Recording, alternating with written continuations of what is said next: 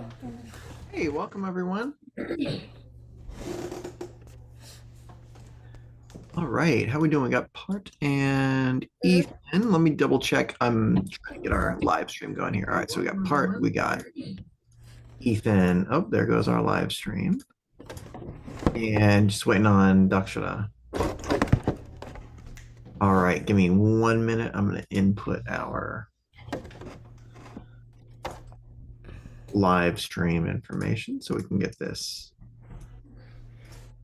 archived here. God. All right, so I'll give you all a second to set up too. Okay, so just make sure that you've got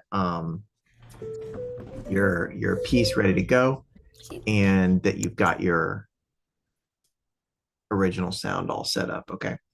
All right, awesome. So we're waiting on, all right, we got Part and we got Ethan. Um,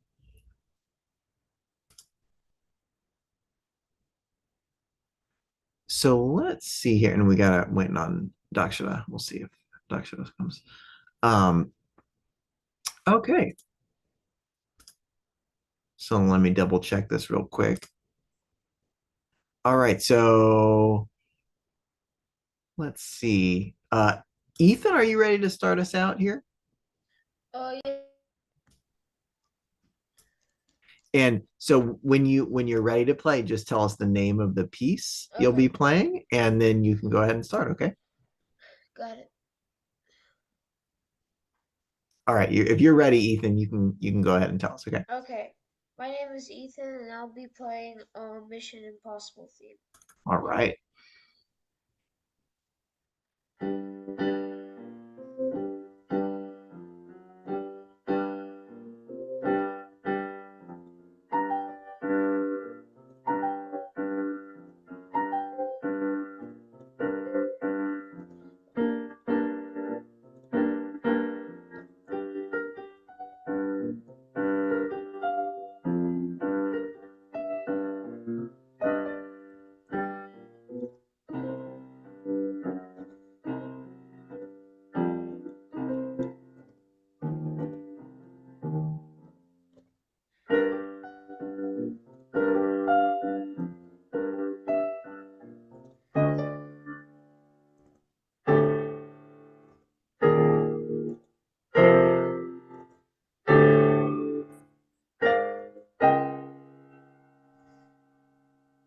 All right. Okay, great work, Ethan. All right, Ethan, that sounded great. So how did you feel about that? Um, I felt very confident. I Yeah, felt good. Okay. I mean, it sounded good. And this is, this tricky rhythmic piece. So we may come back to that in a few minutes. I just wanted to get to Part playing his piece. Are you ready? Yeah. So we're gonna try it a little bit differently than I usually do performance seminar. All right. So what do you plan for us today, Part? So, um, I'm playing um Interstellar. All right, nice. Okay. All right. So whenever you're ready, just make sure your original sound is on and we'll go ahead and start, okay?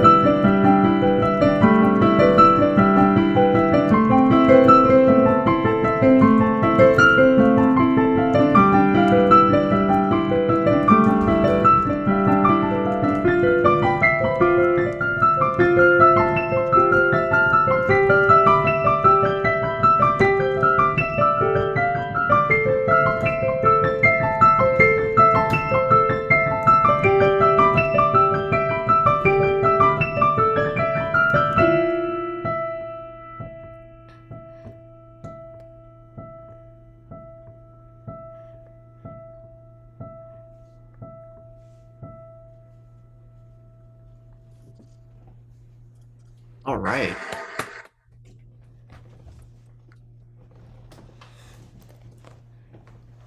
All right. Very nicely done, Part. Thanks for that. That was sounding terrific. So how did you feel about that? So this piece was very hard. Yeah. Oh, yeah. And it's a long piece. It's pretty right. It's hard to keep all the different patterns Yeah, yeah. going, right? It's very each little section is quite a long time. So yeah, I thought you did a. I could really tell you worked hard on number one, all the transitions between the different patterns, and then just knowing all the notes, getting all that coordinated. Um, I really liked that you really knew your tempo in Hmm. mind. Like so when it was the 16th notes at the end, you had a really good sense of that tempo and you started the piece in that exact tempo. So there wasn't a lot of change. That was that. So a lot of signs of um really careful, thorough practice on this. So really nicely done. Um yeah, so let's I'm gonna pop back to Ethan, your piece here in a second. But so part could you tell us so what was the most difficult aspect of working on this piece? Um,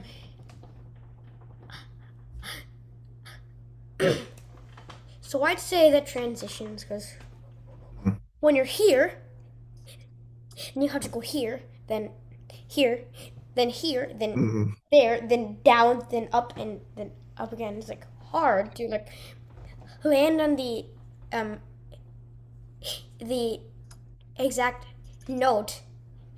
Uh, yeah, Mm. they wanted to play. So Yeah, so like yeah, the ending here, right? Your left hand has to immediately be ready like, and your right hand's got to be ready for those octaves. Yeah, so that was sounding great. Um so I thought you really thought about your tempo very carefully and started so you could manage all of those shifts mhm. really well. So yeah, nicely done. Um how do you think of the so with this piece, how would you think of the what would I say the trajectory of the whole piece? So um to say that in a different way, right? This piece has a lot of repetitive patterns, and a lot of the same, right? The same kind of musical idea throughout the whole piece. How did you think of, or how do you think of shaping that piece so that we see it seems like something's happening and changing? Does that make sense? Uh, no. So what did you think about when you're thinking about shaping the piece long term, Oh, oh. So making it seem like we're moving through maybe different emotions or feelings, even though it's yeah, all that very way. similar musical materials? So this song gives me like this particular um like emotion. So I don't know what it's called. I just don't know um how to describe it. Okay. Yeah, I mean, Well, so what if you don't have to describe the feeling, I guess. So what is it? Do you have like a certain image in mind as you play through this that helps you shape it? not really, So because there is what I was sensing is right. You did a good job of building up. So we've got a couple different sections. Like so, we have the beginning section, um, like that. Mm, the beginning section that has a different idea, right? The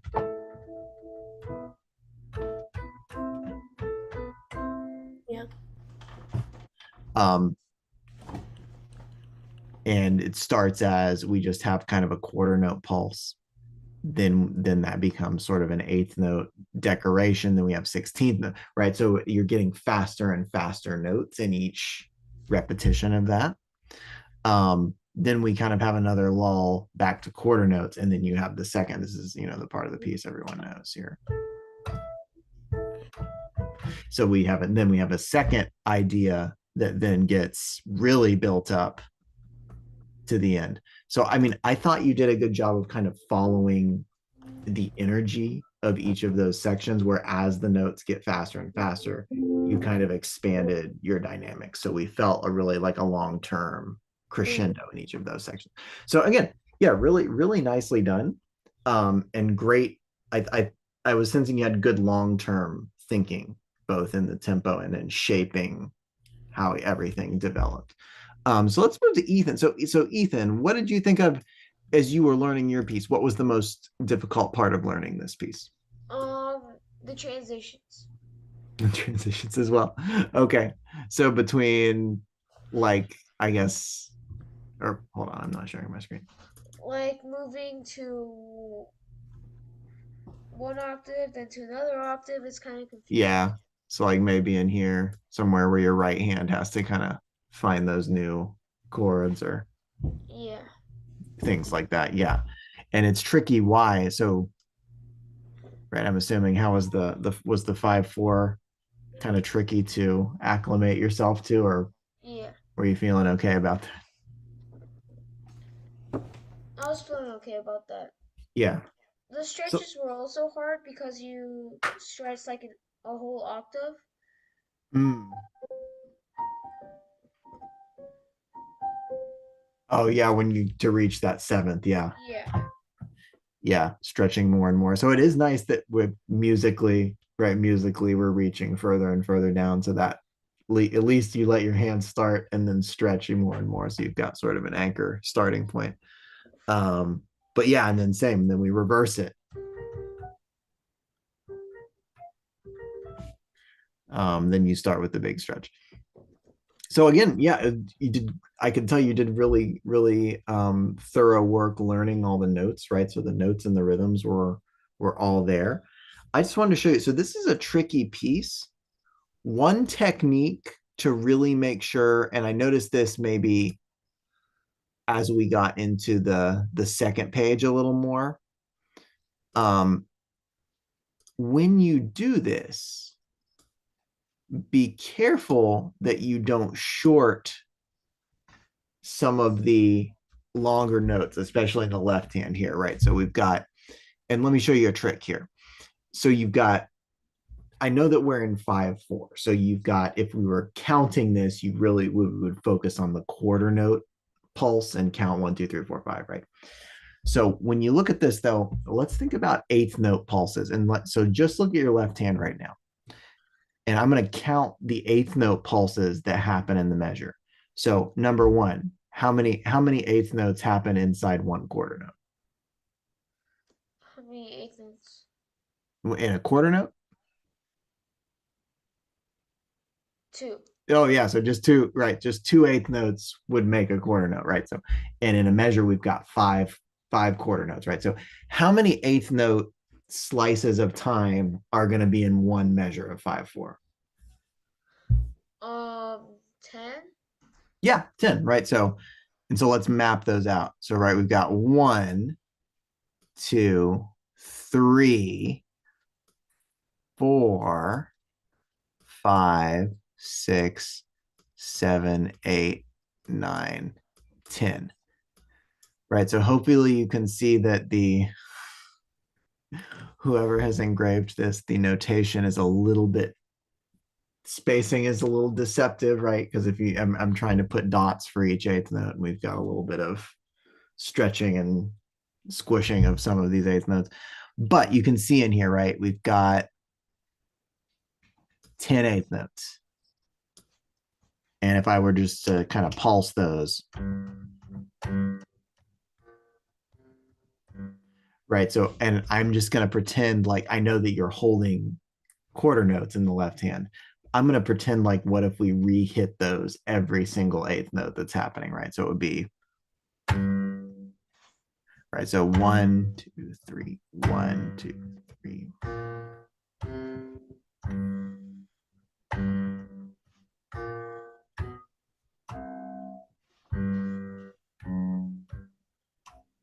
And so the reason I would encourage you to kind of practice with that in your head, if you think of that eighth note pulse, throughout the measure. That's a good way to safeguard against rushing through some of those held notes in the left hand. Does that make sense? Yeah. So can you try just a couple measures of that? I mean, just at the top of this page. You don't have to go. I don't even know where melodically this starts. But yeah, try the left hand, yeah. So Dun, dun, dun, dun, dun, dun, dun. Right. And you don't have to do the pulsing, just think about the as it's written. Yeah, try it one more time. Try that measure twice. Yeah, so do you hear that that's the second tied note? I feel like you're shorting that just a tiny bit and you're anticipating this. You're rushing into the B flat. So really make sure you're hearing 1, 2, 3, 1, 2, 3, 1, 2, 1, 2, 1, 2. Does that make sense? I'm counting just the eighth yeah. notes in each of them. All right, so try one more time. Wait.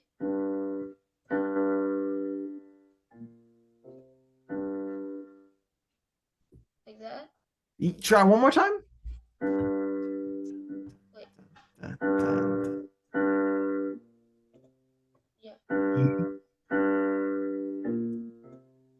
Yeah, right. So make sure almost, and you can imagine in your head, or you can even kind of think it out loud, those eighth note, if you had just eighth note clicks through the whole measure.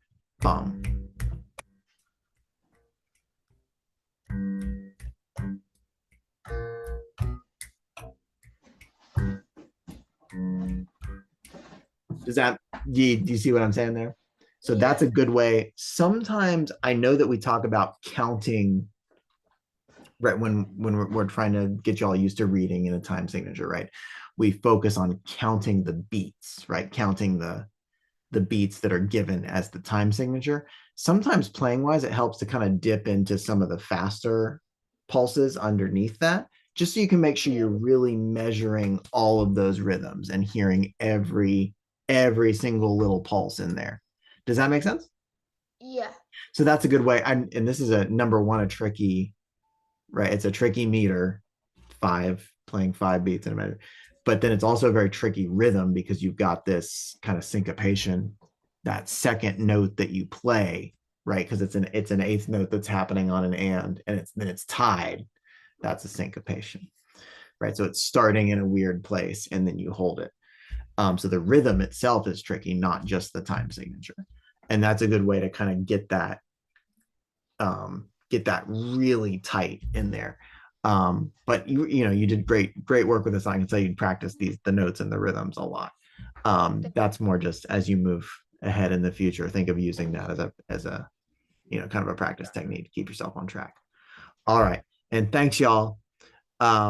Great work, both of you. Really nice performances. I will see you next time you play. Okay, have a good rest of your Friday. Thank Have a you. great weekend. Bye y'all. Bye. Bye. Thanks.